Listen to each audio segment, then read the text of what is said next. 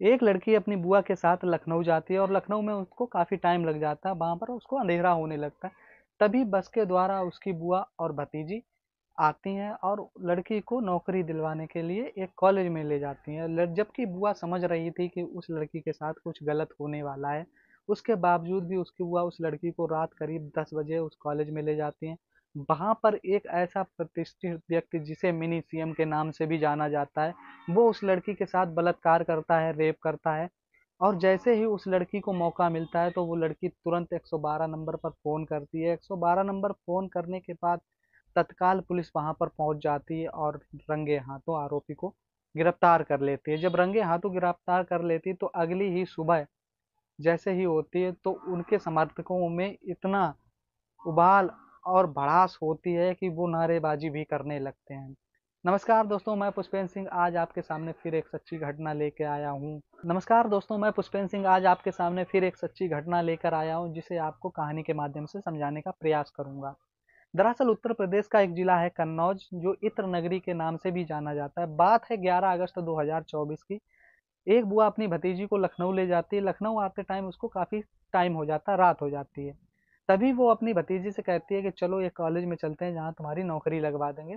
Medical college में नौकरी लगवाने के लिए ले जाती है, वहाँ उनसे बात करनी है। इतनी बात कहकर वो अपनी भतीजी को ले जाती है और दरअसल जिस महाविद्यालय में ले जाती है उस महाविद्यालय का नाम चौधरी चरण चंदन सिंह महाविद्यालय होता है, जिसका प्रबंधक नवाब सिंह यादव होता है। जब बुआ और भतीजी उस महाविद्यालय में पहुंचती हैं तो क्या देखते हैं कि नवाब सिंह यादव उस महाविद्यालय में अकेला होता है और बुआ भतीजी वहां पहुंच जाती हैं। वहां पर एक रेस्ट रूम होता है, रेस्ट रूम में बुआ भतीजी को लेकर पहुंचती है और आपस में बातचीत होती है। ना जाने कब नवाब सिंह यादव ने बुआ की तरफ क्या इशारा कर दिया कि बुआ उस कमरे से बाहर चली जाती है।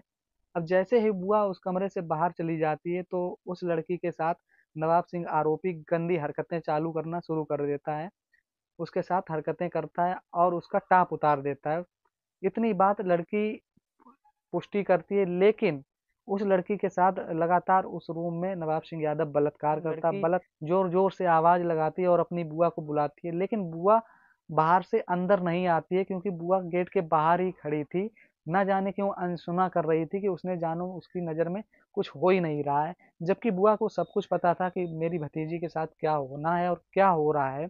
इसके बावजूद बुआ बाहर खड़ी रहती है, वो कमरे के अंदर नहीं जाती है और लड़की के साथ बलात्कार हो जाता है। बलात्कार होने के बाद जब बुआ कमरे के अंदर जाती है तो मामला एकदम शांत हो चुका था, ऐसा लग रहा था कि मानो कुछ हुआ ही नहीं हो। बुआ बैठी थी, भतीजी भी वहीं बैठी थी, तभी भतीजी के माइंड में कुछ आता है और वो अपनी बुआ का फ़ोन लेती है और बोलती है कि मुझे पापा से बात करवा दो, उन्हें बता दें कि टाइम हो जाएगा। इतनी बात वो जैसे ही कहती है कि घर वालों से बात करनी है तो उसकी बुआ उसे फ़ोन दे देती हैं। और जैसे ही उसकी बुआ उसे फ़ोन देती हैं तो लड़की फ़ोन लेकर बाहर चली जाती है।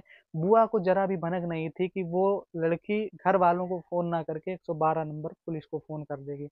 लड़की को मौका मिलता है, लड़की बाहर जाती है और 112 नंबर पर फ़ोन करके पुलिस को बुला लेती है। जैसे ही 112 नंबर पर फ़ोन किया जाता है, पुलिस तत्काल ही वहाँ पहुँच जाती है और जैसे ही गेट बाई गेट दरवाज़ा खोला जाता है, पुलिस जब लड़की को लेकर रेस्ट रूम में पहुँचती है, तो क्या देखती है कि नवाब सिंह यादव आपत्तिजनक स्थिति में सिर्फ अंडरगारमेंट पहने हुए और एक शर्ट लेटा हुआ था। उसकी बुआ वहीं बगल में बैठे बातचीत कर रही थी। इस कंडीशन को देखकर पुलिस वाले भी समझ चुके थे कि इस कंडीशन में एक पराई औरत के साथ व्यक्ति कैसे लेट सकता है और पराई औरत एक अनजान व्यक्ति, एक जानने वाले व्यक्ति के साथ इस तरह बैठकर कैसे बातचीत कर सकती है।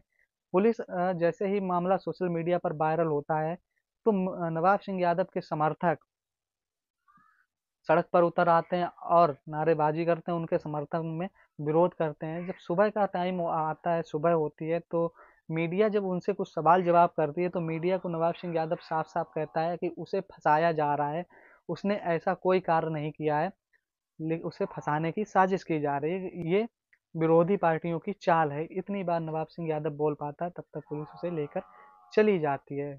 उधर बुआ एक जोरदार बयान देती है कि ये नवाब सिंह यादव बेगुनाह है, उसने ऐसा कोई कार्य नहीं किया, उन्हें फंसाने की साजिश की जा रही है। वो दरअसल एक नाम भी लेती है, कोई तिवारी करके नाम होता है, उनका नाम भी लिया जाता है और बोलती है कि वक्त आने पर और भी नाम खोले जाएंगे। इस इंटरव्यू के पीछे भी एक बड़ी साजिश थी। दरअसल इस साजिश का भी आपको पर्दाफाश करके बताता हूँ।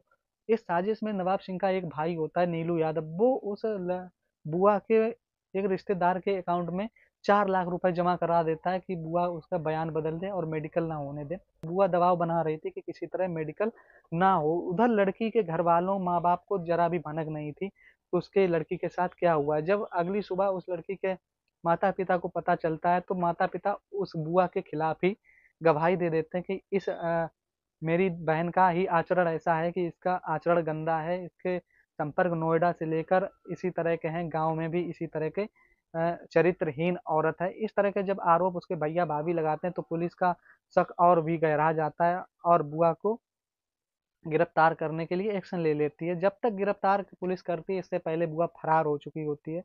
बुआ फरार हो चुकी थी, पुलिस लगातार दबिश दे रही थी। जब दबिश देकर बुआ नहीं मिलती तो पुलिस को मुखबिर द्वारा कोई सूचना दी जाती है कि बुआ अपने मायके जा रही है एक ऑटो के द्वारा। लेकिन 21 अगस्त 2024 को बुआ को एक मायके जाते समय एक ऑटो से गिरफ्तार कर लिया जाता है। उसके बाद कई तरह के खुलासे होते हैं। जब मौके पर फॉरेंसिक टीम और टीमें पहुंचती हैं, जब नवाब सिंह यादव का डीएनए सैंपल लिया जाता है तो पता चलता है कि डीएनए सैंपल उस लड़की से मैच हो चुका है। जब नवाब सिंह यादव का सैंपल लिया जाता है तो पता चलता है कि उसका डीएनए सैंपल उस लड़की से मैच हो जाता है और नवाब सिंह यादव का जो आरोप था, गुनाह था, वो एकदम उसके गुनाह पर मोहर लग जाती है कि नवाब सिंह यादव ने उस लड़की के साथ बलात्कार किया। इधर जब पुलिस शिकंजा कसती है तो उधर नीलू यादव जो नवाब सिंह का भाई होता है वो भी फरार हो जाता है। जब वो फरार हो जाता है तो पुलिस उसके खोज में लगातार उसके ठिकानों पर दबिश दे रही थी लेकिन उसका कोई पता आता नहीं था। उसके मोबाइल का लोकेशन निकाला जा रहा था लेकिन नीलू यादव उसके हाथ नहीं लग रहा था। उसी के चलते 25,000 का इनाम रखा जाता है नीलू यादव के खिलाफ। 25,000 का इनाम रखा जाता है। जो नीलू यादव को पकड़ कर लाएगा उसका पता बताएगा उसको 25,000 का इनाम दिया जाएगा। पुलिस करीब 16 लोगों को अपने हिरासत में लेती है नीलू यादव का पता बताने के लिए। नीलू यादव के जो करीबी व्यक्ति थे उनको 16 लोगों को हिरासत में लेती है। 3 सितंबर की सुबह करीब 9 बजे नीलू यादव पुलिस को सरेंडर कर देता है, कोर्ट में सरेंडर कर देता है और उसको भी जेल भेज दिया जाता है। इधर पूजा तोमर, नवाब सिंह यादव और नीलू यादव तीनों फिलहाल जेल में हैं। दरअसल नवाब सिंह यादव कोई छोटा मोटा व्यक्ति नहीं था।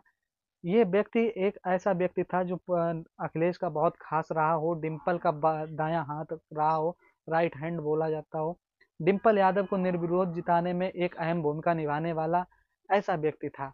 दरअसल नवाब सिंह यादव का थोड़ा सा आपको परिचय दे दूं। नवाब सिंह यादव ने अपना राजनीतिक कैरियर 1997 में शुरू किया। उसी समय इसको लोहिया वाहिनी का अध्यक्ष बनाया गया। 1999 में अखिलेश यादव ने अपना कन्नौज से पहला चुनाव लड़ा। उस समय इस व्यक्ति ने एक अखिलेश यादव को जिताने में एक बहुत बड़ी भूमिका निभाई। 2006 में ये कन्नौज का ब्लॉक प्रमुख बन गया। कन्नौज का जब ये ब्लॉक प्रमुख बना तो 2007 में सरकार बदल गई, मायावती की सरकार आ गई, मायावती मुख्यमंत्री बन गई। उन्होंने इनके खिलाफ, नवाब सिंह यादव के खिलाफ कई सारे मुकदमे कर दिए और केस लगाए। लेकिन ये केस जैसे ही लगे थे इतनी जल्दी तो कोई कुछ सुनवाई होने वाली नहीं थी। कई मुकदमे लगे, कई केस लगे, कई धाराओं में केस लगे। केस लगने के बाद वक्त धीरे धीरे गुजर गया। 2012 आया। 2012 में जब अखिलेश यादव मुख्यमंत्री बने तब से इसका राजनीतिक करियर की शुरुआत हो गई और एक बड़ा नेता बन गया। 2012 में ही ये डिम्पल यादव को निर्विरोध जिता देता है। इस तरह का व्यक्ति अगर इस तरह के कार्य करेगा तो आप समझ सकते हैं कि उत्तर प्रदेश की राजनीति किस हद तक कहाँ तक जा रही है और उत्तर प्रदेश में रहने वाले व्यक्ति किस तरह के गंदे गंदे कार्य कर रहे हैं। धन्यवाद।